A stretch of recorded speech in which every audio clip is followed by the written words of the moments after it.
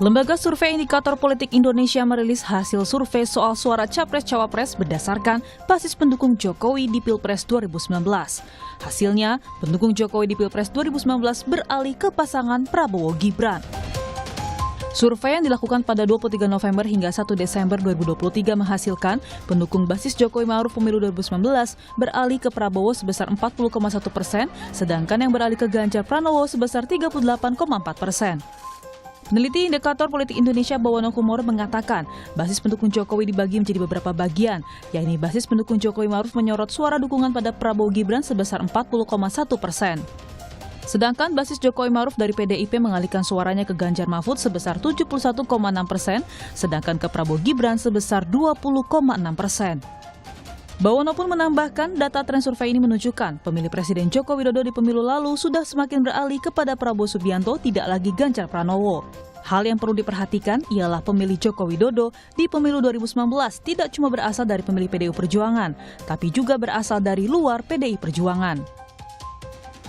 Direktur Eksekutif Indo Strategik Ahmad Hoirul Umam menambahkan pendukung Jokowi yang kini terpisah dari PDIP bisa menjadi evaluasi bagi pasangan Ganjar Mahfud untuk strategi meraup suara. Hal ini dilihat dari 2 pilpres sebelumnya di mana suara Jokowi tak terpisahkan dari PDI Perjuangan. Manapun juga masih cukup banyak segmen yang selama ini barangkali menjadi bagian dari swing voters dan juga undecided voters yang terakumulasi dalam kotel effect sekitar 5-7% yang dinikmati oleh PDIP selama pilpres di 2014, 2019, dan mereka adalah bagian dari frontliner pendukung Jokowi. Nah, kalau misal kemudian mereka mengindikasi ada titik pisah antara PDIP dengan Jokowi, maka besar juga kemungkinan bagi mereka untuk mengevaluasi kembali dukungan kepada PDIP, termasuk pada capres yang diusung oleh PDIP di hari ini, yaitu Mas Ganjar dan juga Pak Mahfud MD. Nah, oleh karena kini para pasangan capres-cawapres terus berkampanye demi meraup suara pemilih demi kemenangan kontestasi 2024.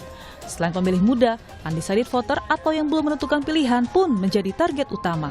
Tim Liputan, Kompas TV.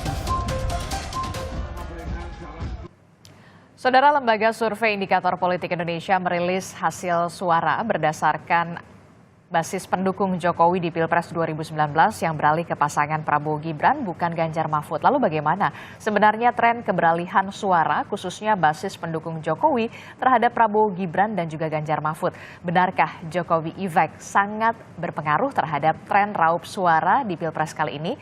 Kita bahas di pagi hari ini dengan sejumlah narasumber melalui sambungan Zoom. Sudah ada Ketua DPP PDI Perjuangan sekaligus anggota TPN Ganjar Mahfud, Bang Eriko Sutarduga. Selamat pagi Bang Eriko. Selamat pagi. Ada juga baik, kabar baik. Ada juga Wakil Ketua Dewan Pembina Partai Gerindra yang juga merupakan Ketua Tim Kampanye Daerah Prabowo Gibran, Bang Andre Rosiade. Selamat pagi, Assalamualaikum Bang Andre. Waalaikumsalam Adisti, Bang Eriko dan Bang Khairul Umam. Tapi saya mau klarifikasi, saya anggota Dewan Pembina. Anggota Dewan Pembina.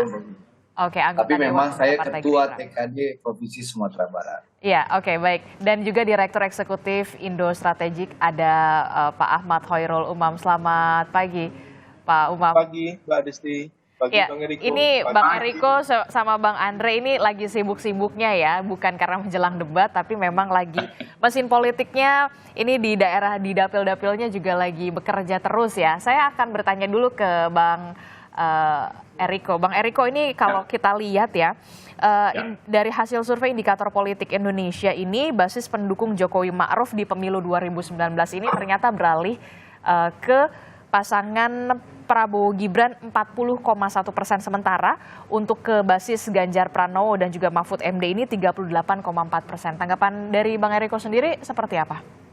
Ya, begini Mbak Adisti, tentu semua para pemirsa yang menyaksikan Kompas TV dimanapun Anda berada, ada saudara saya Andre Rosiade, begitu juga Mas Hoirul Umam, terima kasih kesempatan diberikan pada kami. Ini saya harus menyampaikan secara apa adanya, memang betul situasi-situasi pada saat transisi antara, katakan pada saat waktu dideklarasikannya para pasangan ini, tentu kan sikap dari Bapak Presiden Joko Widodo ini menjadi sesuatu yang dipertanyakan, dan inilah yang terlihat pada saat disurvei ini. Itu secara jujur saya sampaikan, paling tidak memang kami memahami hal ini memang terjadi.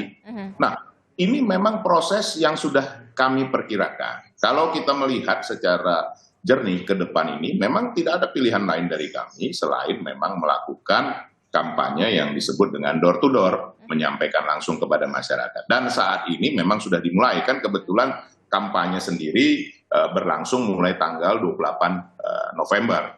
Dan sekaranglah saat mulai betul-betul seluruh kekuatan baik melalui para calon legislatif maupun juga struktural dan kader kami turun door to door, rumah ke rumah. Memang harus jujur saya sampaikan, ini efeknya tentu tidak bisa diselesaikan pada saat ini juga. Ini perlu waktu. Dan kalau kami melihat di dalam 2 bulan ke depan ini kita juga melihat secara jernih bisa ini kita lakukan. Dan paling tidak ya hasil survei itu tadi sendiri bahwa ini akan ada putaran kedua. Kita juga harus melihat dengan jernih. Karena apapun juga kan namanya perubahan itu kan dilakukan ataupun katakan pemilih-pemilih itu untuk menentukannya kan bergesernya itu kan harus ada tahapan-tahapannya. Dan ini waktu yang diperkirakan 2 bulan ini cukup. Memang kita sudah memperkirakan dan pada waktu 2 hari yang lalu kami juga melakukan rapat koordinasi yang dipimpin langsung oleh Ketua Umum, itu langsung meminta dan sudah menduga hal ini ya. Sekali lagi Mbak Adis, nanti jangan dikira karena nama saya Riko Sutarduga suka menduga-duga, tidak. Tapi memang sudah diduga begitu ya Bung Andre. Oke, jadi sudah diduga ya. Ya.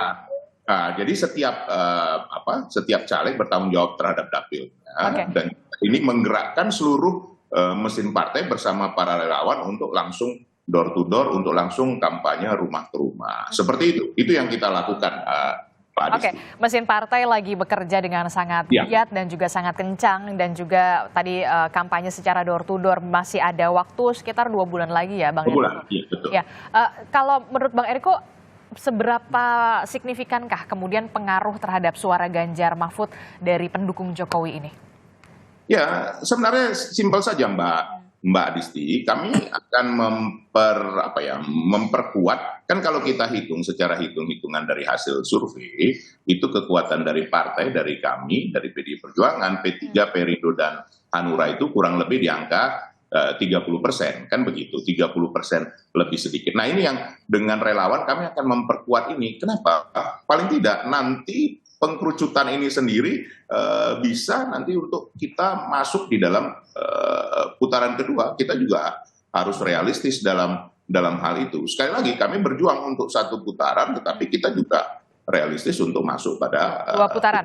Kedua, seperti itu. Dan hasil prediksi daripada lembaga-lembaga survei itu sendiri memang memperkirakan kemungkinan itu terjadi seperti itu. Tinggal siapakah yang akan masuk nanti di putaran kedua. Nah ini yang kami upayakan untuk bisa memperkuat ini semua, untuk bisa nanti bersaing untuk masuk di putaran kedua. Pasti kan akan ada lagi konsolidasi nanti pada saat putaran kedua. Nah itu yang kita akan perjuangkan pada waktu yang tersisa kurang lebih 60 hari ini. Masih ada cukup waktu, Mbak Adisti. Saya saja nanti sama seperti barangkali Bung Andre, saudara saya ini. Ya, sini kita memang ini karena diwawancarai oleh Kompas TV. Kalau tidak, kita sudah turun ke lapangan. Oke. Ya setelah diwawancara ini ya langsung ya bergerak yang belusukan ya. Pak Adisti, kan begitu. Oke, Bang Andre, kalau tadi Bang Eriko sudah menyinggung-nyinggung 2 putaran nih, karena memang basis suaranya Jokowi di Pilpres 2019 ini yang beralih ke Ganjar Pranowo 38,4% dan selebihnya 40,1% ini ke pasangan Prabowo Gibran. Anda melihatnya memang 2 putaran? Mbak Adisti, Bang Eriko, dan Mas Khairul Umam, ya. Pertama tentu kami bersyukur ya bahwa strategi dan kerja politik yang dilakukan Koalisi Indonesia Maju ini on the track ya. Bahwasannya politik riang dan gembira, politik santun dan santuy yang mengedepankan gagasan tanpa perlu menyerang kandidat siapapun, itu ternyata diterima oleh masyarakat. Masyarakat sudah jenuh dengan saling serang, masyarakat hanya ingin politik yang riang dan gembira, politik yang santun, dan politik yang santuy. Itu yang diinginkan Pak Prabowo dan itu diterima oleh masyarakat.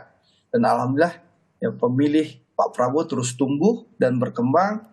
Dan kita lihat dulu ya Mas Ganjar adalah yang menikmati mayoritas pemilih Pak Jokowi dan Kiai Ma'ruf di 2019. Tapi alhamdulillah kalau kita baca data yang disajikan hari ini oleh indikator, ini menunjukkan bahwa mayoritas sudah di kubu Pak Prabowo dan Mas Gibran. Ini patut kami syukuri. Dan tentu kalau melihat angka yang tersaji hari ini, bagaimana rilis indikator di hari Sabtu menunjukkan angka 45% lebih Pak Prabowo, dan hari Minggu kemarin LSI pun juga merilis angka yang mirip-mirip sama. Ini menunjukkan bahwa optimisme kami ya supaya kami semakin lebih semangat lagi ya, semakin bekerja lebih keras lagi. Jangan sampai jumawa, jangan sampai besar kepala ya untuk bekerja lebih optimal, sehingga kenapa tidak satu putaran gitu, karena tinggal 5% lagi. Dan ini contoh Adisti, saya ini di Sumatera Barat. Saya ini ya ketua TKD Provinsi Sumatera Barat. 1 bulan itu ya 30 hari, itu 21 harinya saya di sini berkeliling dari kampung ke kampung. Ini habis ini Adisti, setelah selesai live Kompas TV ini saya harus menuju 2 jam perjalanan, dan itu akan kembali masuk kamar ini nanti insya Allah tengah malam. Luar biasa ya abang-abang inilah ya. Kita bekerja, jadi tidak lagi banyak teori ya berbicara, tapi bagaimana datang door to door yang disampaikan oleh Bang Eriko tadi, abang saya, senior saya, datang dari rumah ke rumah, dari kampung ke kampung, dari nagari ke nagari, dari jorong ke jorong, untuk mensosialisasikan gagasan Prabowo dan Mas Gibran yang merupakan keberlanjutan pemerintahan Pak Jokowi sebelumnya. Karena sekali lagi kita dalam masa transisi. Keberhasilan dan fondasi yang sudah diletakkan oleh Pak Jokowi tentu harus kita pastikan dilanjutkan dan disempurnakan demi Indonesia yang lebih maju lagi. Begitu Adis. Nggak mau jumawa tapi yakin begitu ya satu putaran, Bang Eriko. Tanggapan Anda? Harapannya begitu. Harapannya begitu. Ya. Bang Eriko. Sekali lagi, ya, Mbak Adisti, segala hal kemungkinan bisa terjadi. Ya, saya cuma mau menyampaikan, Bung Andre menyampaikan, sebenarnya kalau mau dilihat secara jujur, yang sebenarnya sesuai dengan harapan Bapak Presiden Joko Widodo itu siapa? Kan begitu kan? Ya, kalau kita lihat sebenarnya ini yang perlu diyakinkan kepada masyarakat, bahwa yang bisa meneruskan dan memberikan hal yang lebih baik ke depan ini itu adalah Mas Ganjar. Karena kenapa? Kalau kita lihat secara ini, apa yang dipersepsikan itu semua sudah sesuai dengan Mas Ganjar dan juga Profesor Mahfud. Begitu juga dari segi pengalaman-pengalaman yang sudah dijalankan, kan persis sekali sebenarnya kalau dilihat seperti Pak Jokowi dari wali kota jadi gubernur, kemudian menjadi calon presiden yang dicalonkan oleh PDI Perjuangan. Ya, waktu itu kami sama Bung Andre itu berhadapan 2 kali, 2014-2019, artinya berlawanan, kan begitu kan. Tetapi begitulah Pak Presiden Jokowi bisa merangkul Pak Prabowo, itu juga harus kita ingat. Jadi sebenarnya memang yang secara asli bisa meneruskan, bisa belusukan, tadi kan sudah disampaikan Bung Andre, bisa turun dari daerah ke daerah, melakukan pembicaraan dengan masyarakat, betul-betul apa yang dilakukan Pak Jokowi itu bisa diteruskan dan juga diberikan lebih baik lagi oleh Mas Ganjar. Itu kenyataan yang ada, dan dari track record-nya juga memang sekali ini yang bisa diteruskan oleh Mas Ganjar. Nah, ini yang perlu kami lakukan sosialisasi ini dengan masyarakat. Adisti, kita harus jujur juga mengakui bahwa proses-proses dinamika terakhir ini membingungkan masyarakat, dan ini harus kami yakinkan siapa sih sebenarnya yang tulen yang bisa meneruskan Pak Jokowi, gerak ringan langkahnya, begitu juga dengan cara pendekatan kepada masyarakat, cara dia belusukan, cara dia berbicara dengan masyarakat, cara dia untuk juga bisa melanjutkan apa yang dilakukan Bapak Presiden Jokowi, dan ini juga yang bisa dilakukan lebih baik lagi ke depan, karena ini kan tinggal meneruskan dan juga melakukan hal-hal yang jauh lebih baik lagi ke depan. Untuk apa? Untuk Indonesia Emas tahun 2045, seperti itu Mbak Adisti. Bisa kami saya ke Mas Umam dulu ya, Bang Eriko dan juga Bang Andre. Mas Umam, apa yang Anda bisa baca dari soal ini? Basis suara pemilih Jokowi di Pilpres 2019 ini tampaknya lebih beralih condong ke Prabowo Gibran ketimbang ke Ganjar Mahfud yang 38,4, sementara ke pasangan Prabowo Gibran ini 40,1%. Apa yang Mas Umam bisa baca dari sini? Iya, Mbak Adisti, tadi saya mencoba mencermati betul apa yang disampaikan oleh Bang Riko, disampaikan oleh Bang Andre. Ada satu poin yang bisa kita highlight, yaitu mencoba untuk memperbutkan Jokowi effect. Dan kalau misalnya kita cermati dari proses pasca 25 Oktober, di mana pendeklarasian Gibran waktu itu, memang kemudian terjadi migrasi pemilih yang cukup signifikan, terutama dari segmen pendukung Mas Ganjar, yang barangkali tampaknya didominasi oleh kelompok masyarakat menengah terdidik, yang juga basis pemilih loyal Pak Jokowi di 2014, 2019, yang pada waktu itu menjadi bagian dari kotel efek yang dinikmati oleh PDIP. Ada angka sekitar 6-7% di 2 pemilu atau 2 pilpres sebelumnya. Nah, oleh karena itu ketika kemudian waktu itu Gibran dideklarasikan, maka kemudian persepsi tokoh capres yang didukung oleh Pak Jokowi itu mengalami pergeseran signifikan. Hal itu kemudian dipicu setidaknya oleh 2 hal. Pertama, menempatkan Gibran atau penempatan Gibran sebagai cawapres Pak Prabowo, diakui atau tidak, kemudian meneguhkan persepsi bahwa Pak Prabowo adalah tokoh yang didukung oleh Pak Jokowi. Karena bagaimanapun juga terlalu besar pertaruhannya kalau misalnya Pak Jokowi tidak memberikan dukungan secara all out pada putranya, sehingga kemudian bagaimana nanti impact-nya tentu akan panjang kalkulasinya. Nah, yang kedua itu terkait dengan bagaimana misalnya basis dari pendukung Pak Jokowi tadi mempersepsikan bahwa ada perubahan sikap yang cukup signifikan dari teman-teman di PDIP kepada pemerintah Pak Jokowi.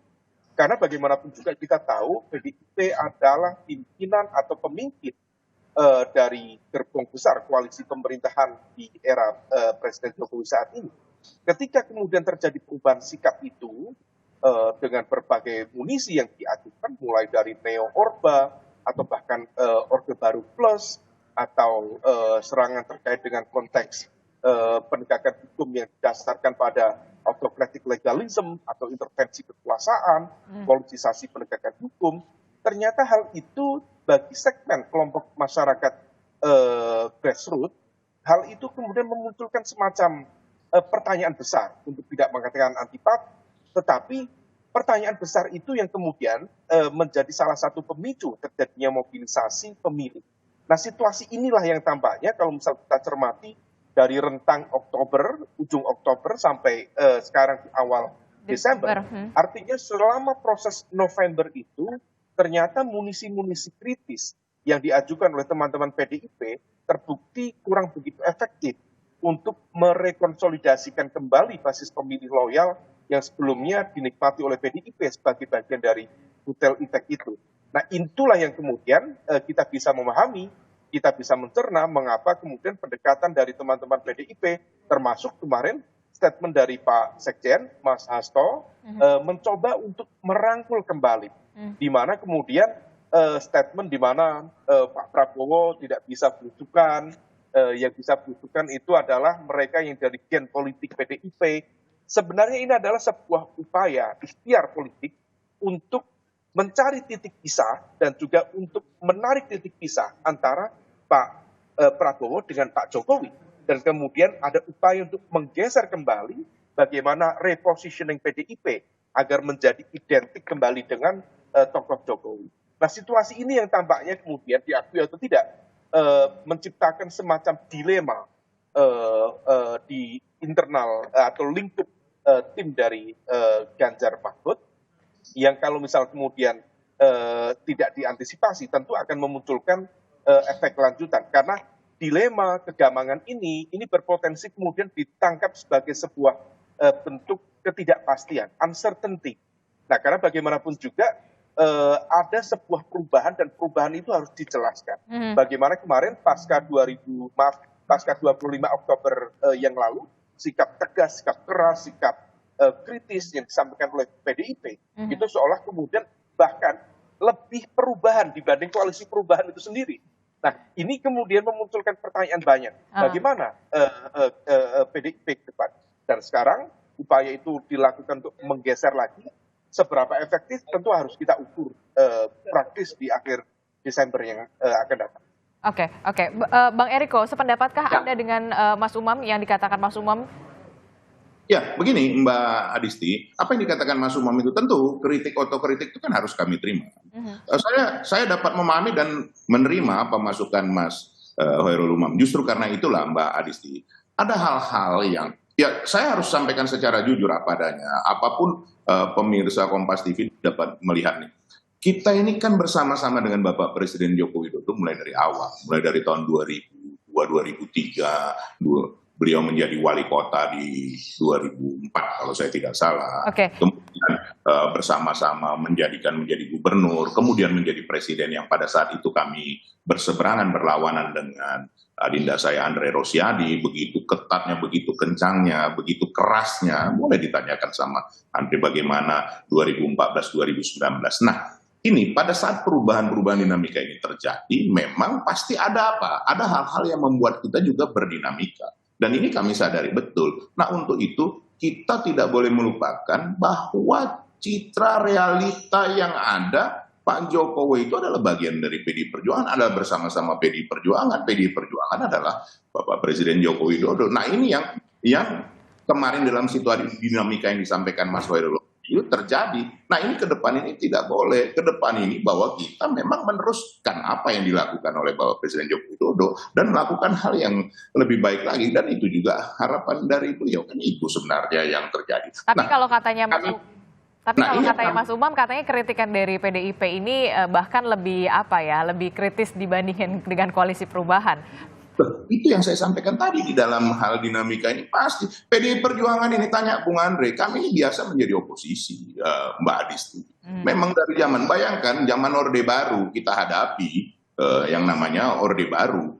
Kan begitu. Nah, pada saat ini juga, karena apa? Kepentingan dari PDI Perjuangan adalah bagaimana memperjuangkan apa yang dikehendaki oleh rakyat. Nah, ini saat perubahan ini tentu rakyat masih akan mengalami kebingungan. Ini yang kami coba yakinkan ke depan ini bahwa kita ini bersama-sama dan kita pasti meneruskan dan juga memberikan yang terbaik kepada masyarakat, terutama dalam menuju ke Indonesia Emas ini. Dan tidak ada langkah lain yang paling utama, Mbak Adisti, selain melakukan itu dengan door to door, melakukan itu rumah ke rumah, melakukan itu dengan di lapangan. Tidak bisa lagi hanya dinamika itu di sudut media, sosial media, karena media dan sosial media sendiri kurang lebih 70% lebih, masih ada hampir 30% masyarakat yang tidak berkomunikasi langsung terhadap sosial media. Ini Mbak Adisti juga yang kami coba yakinkan di dalam 60 hari ini. Apakah mudah Mbak Adisti dan juga seluruh pemirsa Kompas TV? Tidak mudah. Tidak mudah, karena untuk meyakinkan publik ini perlu terus lakukan. Nah, bagaimana caranya Mbak Adisti? Tentu Mbak Adisti akan bertanya, begitu juga dengan seluruh pemirsa Kompas TV.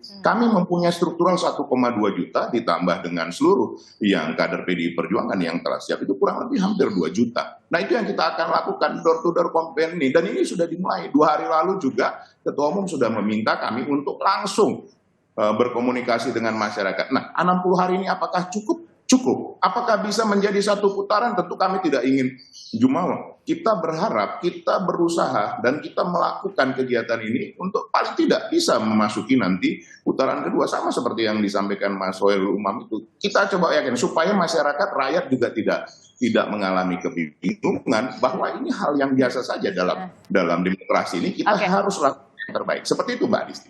Kalau berbicara soal tadi Bang Eriko bilang supaya warga tidak bingung, tapi ini kalau kita lihat di harian Kompas hari ini yang terbit hari ini, ada Litbang Kompas yang sudah merilis Prabowo Gibran unggul. Pemilih yang menarik adalah pemilih bimbang ini meningkat, bahkan angkanya tidak main-main, Bang Eriko, Bang Andre, 28,7%. Kita akan lihat bagaimana nantinya kemudian apakah debat capres dan juga cawapres, debat perdana utamanya debat capres besok ini akan kemudian memengaruhi pilihan dari pemilih bimbang ini, dan juga bagaimana pemilih dari Presiden Joko Widodo yang di Pilpres 2019 lalu. Jangan kemana-mana, kita akan bahas usai jeda. Tetaplah bersama kami.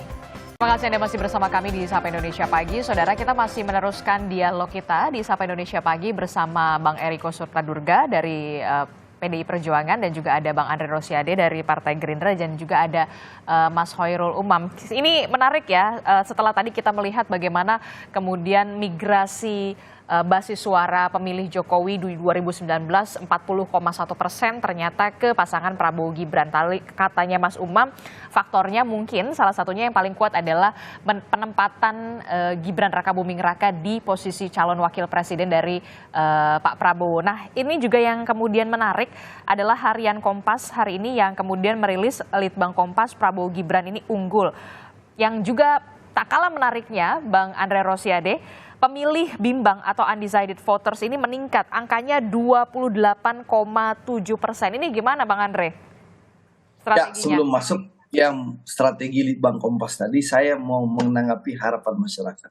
Kalau saya mendengarkan, melihat, dan membaca data yang terlihat, bahwa memang harapan masyarakat itu bagaimana keberlanjutan pemerintahan Pak Jokowi ini bisa terjadi. Dan itu disadari oleh Bang Eriko, bahwa Bang Eriko dan teman-teman PDI Perjuangan serta pendukung Mas Ganjar yang dulu di bulan akhir Oktober sampai awal Desember terkesan mengagendakan perubahan, sekarang sudah insaf dan sadar diri bahwa harapan masyarakat itu ternyata adalah keberlanjutan Pak Jokowi.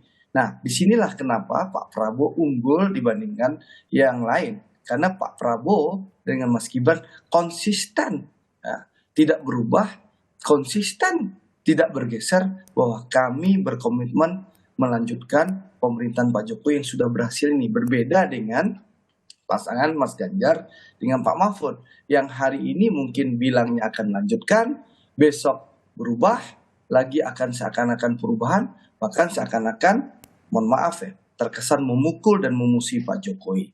Itu yang terjadi dan itulah respon masyarakat, ya, dengan hasil survei menunjukkan bahwa mayoritas pemilih Pak Jokowi itu bergeser kepada Pak Prabowo dan Mas Gibran yang dianggap pertama lebih mampu dan bisa merepresentasikan Pak Jokowi, yang kedua lebih berkomitmen memastikan keberlanjutan, yang ketiga tentu konsisten dengan komitmen ini, gitu lah. Nah, sehingga harapan itu bergeserlah ke Pak Prabowo dan Mas Gibran. Ini disadari oleh Bang Eriko, sehingga beliau insaf bersama teman-temannya, sehingga sekarang konsisten lagi untuk melaksanakan keberlanjutan. Tentu kita syukuri bahwa ada komitmen dari Pak Prabowo dan juga Mas Ganjar ingin melanjutkan keberhasilan Pak Jokowi.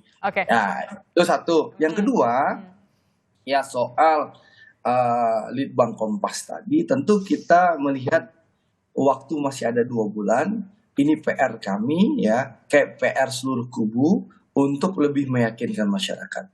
Para tim sukses tentu akan lebih ekstra untuk datang ke dapil, datang ke masyarakat, meyakinkan bahwa ini loh program gagasan Pak Prabowo dan Mas Gibran, bahwa menjawab solusi dari kebutuhan masyarakat, bahwa Pak Prabowo dan Mas Gibran akan memastikan keberhasilan Pak Jokowi dilanjutkan, dan juga yang masih kurang sempurna tentu akan kita sempurnakan. Yang belum terlalu cepat kita akan speed up untuk lebih cepat lagi pembangunannya. Itu yang akan kita lakukan, door to door, dari rumah ke rumah, dan bekerja lebih keras lagi. Tapi jelas dari survei ini kita melihat bahwa mayoritas rakyat Indonesia puas dengan kinerja Pak Jokowi, dan mayoritas masyarakat Indonesia menginginkan keberlanjutan pemerintahan Pak Jokowi, dan mayoritas masyarakat Indonesia menginginkan Pak Prabowo dan Mas Gibran melanjutkan keberhasilan yang sudah dirintis dan diletakkan fondasinya oleh Pak Jokowi. Dan mayoritas rakyat Indonesia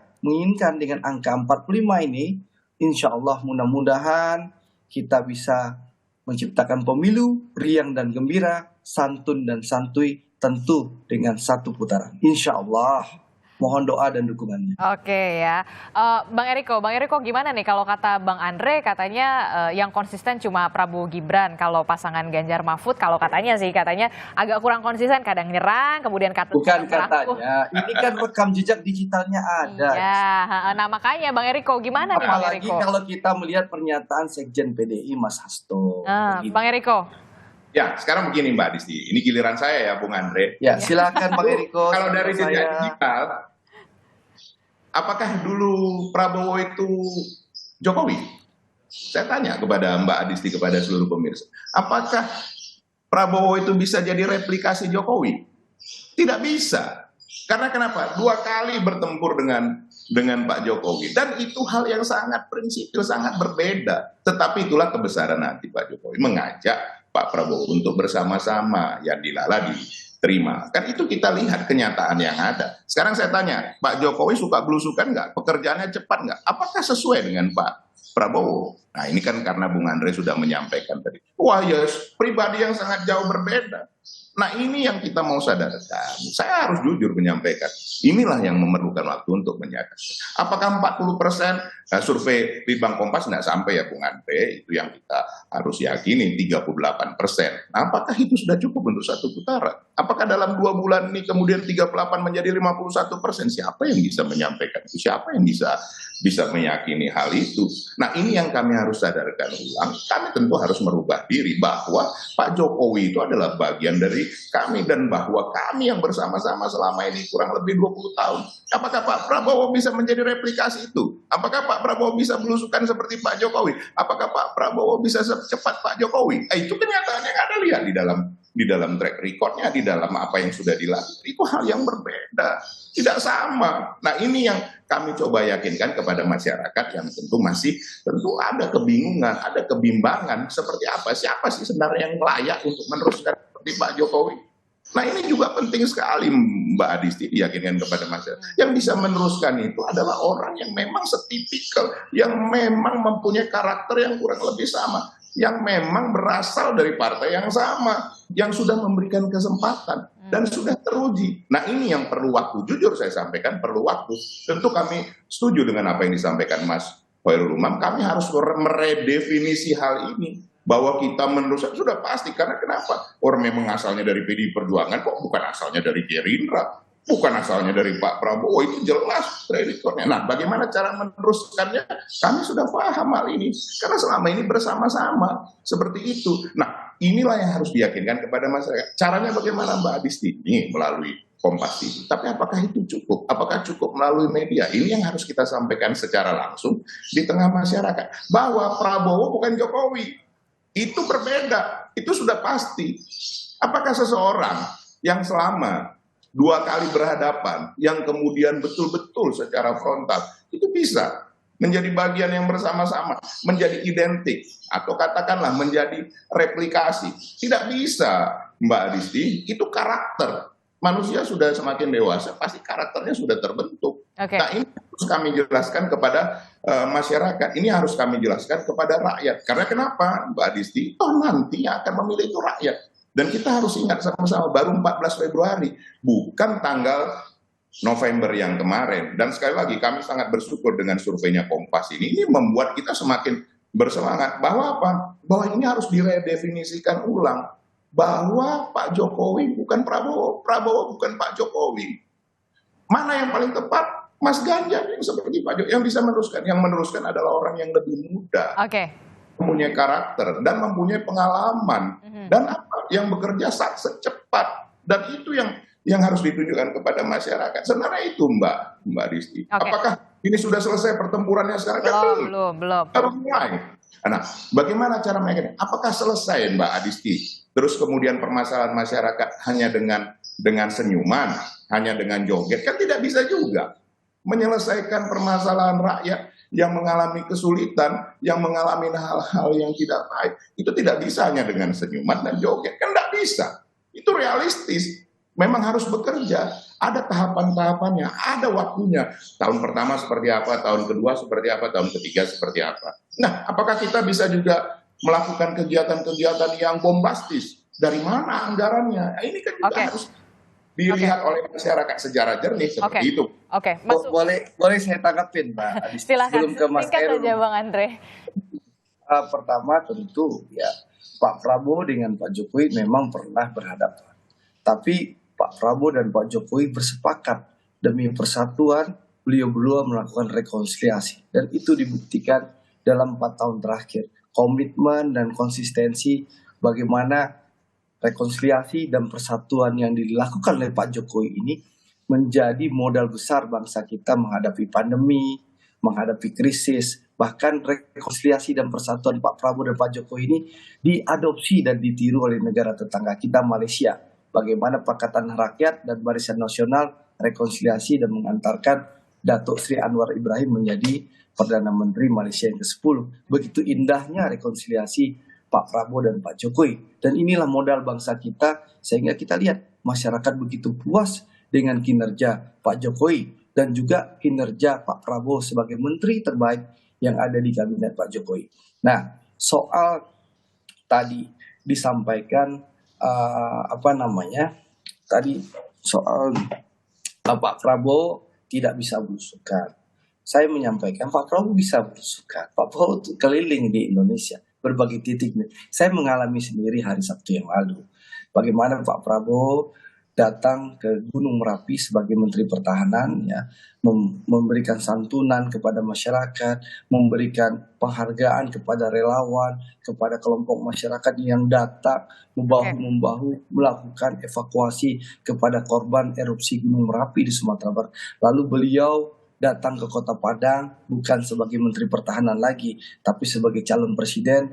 Beliau belusukan ke pasar, lalu beliau harus melayani ribuan masyarakat yang menghadang beliau, lalu beliau juga hadir di konsolidasi TKD Sumatera Barat, lalu beliau harus terbang ke Semarang, lalu di Semarang beliau harus berpidato di Stadion Jatidiri, diundang oleh teman-teman PSI, lalu malamnya beliau kembali ke Jakarta, lalu menghadiri acara di Jakarta. Dan saya menampik bagaimana saya melihat sampai jam 10 malam dan Pak Prabowo di atas jam 10 malam masih ada pertemuan agenda pribadi. Beliau belusukan juga dia lakukan. Lalu satu lagi yang paling penting, jogetan dan senyuman. Ya, Pak Prabowo punya gagasan besar, ada visi beliau dan 8 misi Astacita dan juga 17 program prioritas dan 8 program aksi cepat. Mungkin Bang Eriko tidak menyimak. Kami punya gagasan besar dan punya solusi untuk melanjutkan keberhasilan pemerintah Pak Jokowi. Kalau senyuman dan jogetan itu Bang Eriko itu untuk menjawab, tidak usah menanggapi fitnah, serangan, cacian kepada Pak Prabowo. Makanya kami senyumin, kami jogetin, bukan karena kami punya gagasan. Bang Eriko, kita kasih porsi masing-masing dulu ya, Bang Eriko, Bang Andre. Bagaimana gagasan Pak Prabowo akan disampaikan dalam debat resmi di KPU nanti. Jadi jogetan dan senyuman untuk menghadapi bully, cacian, dan makian. Oke, saya kasih waktu juga ke Mas Umam. Mas Umam, ini kan kalau kita melihat tadi saling klaim keberlanjutan, kemudian juga saling klaim sama-sama belusukan. Kita yakin betul sama-sama belusukan, semua kandidat belusukan, semua kandidat punya gagasan, visi, dan juga misi. Dan kita tunggu nih di debat Capres Perdana. Kemudian yang juga dikhawatirkan adalah bagaimana pemilih bimbang meningkat. Angkanya 28,7%, tidak main-main, Mas Umam. Ya, Mbak Adisti, ini sangat menarik ya. Semakin siang memang semakin panas ini. Tapi bagaimanapun juga, data yang disampaikan oleh Kompas tadi, Litbang Kompas, saya pikir itu cukup menarik. Angka 28% atau mendekati angka 30% itu bukan angka kecil. Itu angka besar. Betul. Memang kalau misal kita perbandingkan dengan 45% versi teman-teman di indikator atau di LSI, memang ada gap yang cukup serius, cukup signifikan, di mana itu melampaui, let's say, sekitar 2 kali margin of error. Tapi terlepas dari itu, kalaupun kita gunakan angka yang paling optimis sekalipun, 45% dari elektabilitas Pak Prabowo dan juga Mas Gibran, sebenarnya itu baru merepresentasikan basis kekuatan suara dukungan parlemen, di mana partai-partai parlemen yang mendukung Pak Prabowo itu di angka sekitar 45%. Pertanyaannya, lalu di mana angka Jokowi effect? Lalu di mana angka kekuatan relawan? Nah, itu yang kemudian mendasari teman-teman di lingkaran Pak Prabowo dan Mas Gibran untuk menggunakan kesempatan ini menjadi satu putaran. Karena secara basis kekuatan dukungan di parlemen, 45% ditambah optimisme Jokowi effect ditambah relawan, harusnya bisa mencapai angka itu di atas 50% plus 1. Tapi per hari ini masih belum terjadi. Nah, ini yang kemudian perlu diantisipasi. Pertanyaannya kemudian, mengapa tingkat TTTJ tadi itu tidak tahu tidak jawab atau dalam konteks ini lebih diarahkan ke swing voters ya dan juga undecided voters. Saya menduga memang diakui atau tidak ada situasi kegamangan di tengah masyarakat dan itu besar kemungkinan dipengaruhi oleh salah satunya adalah pilihan politik dari masing-masing pasangan. Diakui atau tidak, pilihan Pak Prabowo untuk memilih Mas Gibran juga memiliki risiko, memiliki konsekuensi, di mana kemudian narasi-narasi politik dinasti, kemudian narasi autocratic legalism, intervensi kekuasaan, hal itu betul-betul memberikan impact yang signifikan kepada masyarakat kelas menengah terdidik kita, termasuk di kalangan masyarakat sipil yang memberikan statementnya secara clear menolak narasi-narasi itu. Nah, hal ini yang kemudian membuat semacam antipati atau semacam kegamangan ya di kalangan pemilih yang kemudian di saat yang sama mereka tidak memiliki pilihan alternatif lain.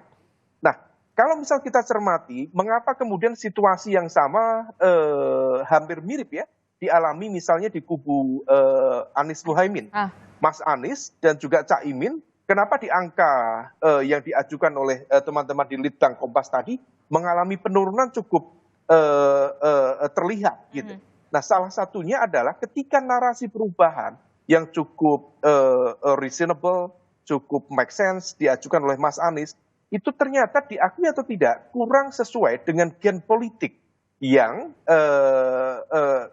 dimiliki oleh basis pemilih loyal Anies Muhaimin. Karena diakui atau tidak, basis pemilih loyal terutama pada segmen Nasdem dan juga segmen PKB, mereka adalah bagian dari kelompok kekuatan pro pemerintah saat ini. 9 tahun mereka berada di pemerintahan dan ketika kemudian diajukan narasi perubahan, narasi kritis, praktis yang menikmati itu adalah PKS. Karena PKS betul-betul kemudian mendapatkan porsi yang luar biasa. Hal itu terkonfirmasi kemarin ketika kemudian bicara tentang IKN, yang terdepan untuk bicara tentang kritik terhadap IKN, PKS. kemudian konteks neo-developmentalism yang dianggap bias kepentingan oligark, itu adalah PKS. Nah, situasi ini yang tampaknya harus diantisipasi. Optimisme satu putaran tentu penting, tetapi pada saat yang sama, kalau misal kita cermati, ada 3 komposisi capres-cawapres. Pak Prabowo, Gibran, let's say 40%. Kita ambil angka tengahnya, 40%. Kalau misal kemudian bisa mengonsolidasikan basis kekuatan yang tadi kategorinya undecided atau swing voters, barangkali bisa menjadi optimisme untuk satu putaran. Tetapi ada satu syarat lagi untuk bisa menjadi satu putaran. Ada satu capres-cawapres, salah satu paslon, yang harus bisa ditekan basis kekuatan pemilih loyalnya, sehingga kemudian dia berada di angka di bawah 20%. Kalau itu bisa ditekan dengan narasi, tentu bukan dengan cara-cara yang tidak demokratis ya, tetapi dengan narasi, dengan argumen, dengan judgement yang cukup memadai, kalau misal itu bisa dilakukan, maka proses migrasi itu memungkinkan terjadi. Tapi kalau misal tidak, rasanya satu putaran agak sulit untuk dibayangkan. Most likely 2 putaran. Oke, terakhir Mas Umam, singkat saja, apakah bisa berefek ini kalau kita lihat angka-angka ini, elektabilitas pasangan capres dan juga cawapres ini, kan kita lihat ini sebelum debat capres perdana, tapi kita lihat nanti besok di debat capres perdana, tanggal 12 Desember 2023, apakah akan ada pergerakan yang cukup signifikan ataukah seperti apa? Kalau kita nanti melihat argumen-argumen tarung gagasan yang akan diutarakan oleh masing-masing capres, ini yang pasti ya bakal ditunggu sekali banyak pemilih, terutama mungkin bisa dikatakan swing voters atau pemilih bimbang. Ya, Mbak Adisti, memang semuanya akan bergantung pada performa dari masing-masing pasangan capres-cawapres. Tetapi diakui atau tidak bahwa debat pilpres itu memiliki dampak strategis yang bisa menggeser basis pemilih dalam konteks dukungan di lapangan. Signifikan atau tidak? Tergantung. Kalau misal ada kekalahan telak dari salah satu paslon, hal itu akan memberikan impact signifikan. Karena bagaimanapun juga ini adalah bagian dari operasi serangan udara yang memiliki impact serius kepada operasi serangan darat yang dilakukan oleh Bang Eriko, dilakukan Bang Andre, melakukan door-to-door canvassing. Tapi kalau misal terjadi kesalahan cukup fundamental di dalam basis argumen yang nanti diajukan dalam debat pilpres, hal itu akan menjadi munisi yang sangat efektif untuk mendelegitimasi kredibilitas dari pasangan capres-cawapres tertentu. Maka di sini sebenarnya masing-masing tim capres-cawapres harus betul-betul disiplin. Basis argumen harus clear, tetapi disiplin dalam berargumen tidak kalah penting. Sekali terjadi kesalahan, itu adalah munisi besar untuk menghantamnya. Dan satu kali lagi, Mbak Adisti, kalau kita belajar dari apa yang terjadi di Pilpres 2004 ketika Pak SBY menghadapi Bu Mega, atau di Pilpres 2014 ketika Pak Jokowi menghadapi Pak Prabowo, pada momentum itu sebagai challenger dari kekuatan incumbent, ketika proses debat Pilpres terbukti mereka mampu memenangkan, disitulah terjadi crossing elektabilitas. Nah, crossing elektabilitas itulah yang kemudian mengkonfirmasi begitu efektifnya proses debat capres-cawapres ini, meskipun dalam konteks tertentu ini hanya bualan dalam tanda kutip, obral janji dalam tanda kutip, tetapi dalam konteks ini diakui atau tidak secara elektoral dia akan memberikan impact cukup signifikan, bergantung pada level dan kualitas performa masing-masing. Oke, kita akan tunggu bagaimana. Mbak Adisti, singkat saja Mbak Adisti. Singkat saja, Kan singkat saja waktunya Bang Eriko. Singkat saja ya Mbak Adisti ya, bahwa memang nanti ini debat ini sangat penting. Apapun dilihat kemampuan yang berdebat ini seperti apa, dan ini dilihat masyarakat. Itulah yang juga akan mengalihkan sebagian daripada nanti yang memahami media dan sosial media. Tapi sekali lagi saya mau ingatkan, Pak Prabowo bukan Pak Jokowi, bukan replikasi Pak Jokowi. Itu jelas. Nanti Bung Andre silakan menjelaskan juga bagaimana katakan kategori busukan yang di Sumbar kemarin dengan memakai helikopter, ya kita lihat saja. Jadi sekali lagi Pak Prabowo bukan Pak Jokowi. Itu hal yang sangat berbeda. Itu Bang yang Andre, saya Andre silakan. Saya Singkat saja. kasih penjelasan. Pertama, naik helikopter itu Pak Prabowo datang ke Sumatera Barat ada dua agenda ya. Yang pertama sebagai Menteri Pertahanan, beliau naik helikopter dari Kota Padang ke Bukit Tinggi, lalu itu naik helikopter Karakal, lalu di Bukit Tinggi turun heli, beliau naik mobil dengan plat dinas Kemenhan, lalu datang ke lereng Gunung Merapi untuk memberikan santunan kepada korban dan juga penghargaan kepada relawan dan juga TNI dan Polri. Acara itu resmi, acara kenegaraan dihadiri oleh Danrem, Wakapolda, Bupati Agam, Bupati Tanah Datar, Wali Kota Bukit Tinggi, Kapolres Bukit Tinggi, Dandim Tanah Datar, Dandim Agam. Lalu beliau kembali ke Bukit Tinggi dengan mobil dinas yang sama, lalu beliau naik heli lagi kembali ke Kota Padang. Setelah sampai di Kota Padang, beliau cuti bukan lagi Menhan, beliau ada agenda dengan TKD Sumatera Barat yang kebetulan saya ketua TKD Sumatera Barat. Jadi Bang Eriko, inilah faktanya, inilah realitanya. Jangan kita ikut menebarkan hoax dan fitnah. Ini supaya bisa clear juga ya. Kita waktunya terbatas ya Bang Eriko, Bang Andre. Yang pasti Pak Prabowo bukan Pak Jokowi, mempergunakan baik. Itinerary perjalanan ini. Memang betul. Bang Andre, Bang Eriko. Pak Prabowo itu memang Pak Prabowo bukan Pak Jokowi. Bang Andre, Bang Eriko, waktu kita sangat terbatas. Kita akan tunggu bagaimana taruh gagasan di debat Capres di 12 Desember 2023. Terima kasih Bang Eriko, Bang Andre, Mas ini Lukman. soal komitmen Bang Eriko. Baik, terima kasih. Assalamualaikum warahmatullahi wabarakatuh. Selamat berjuang.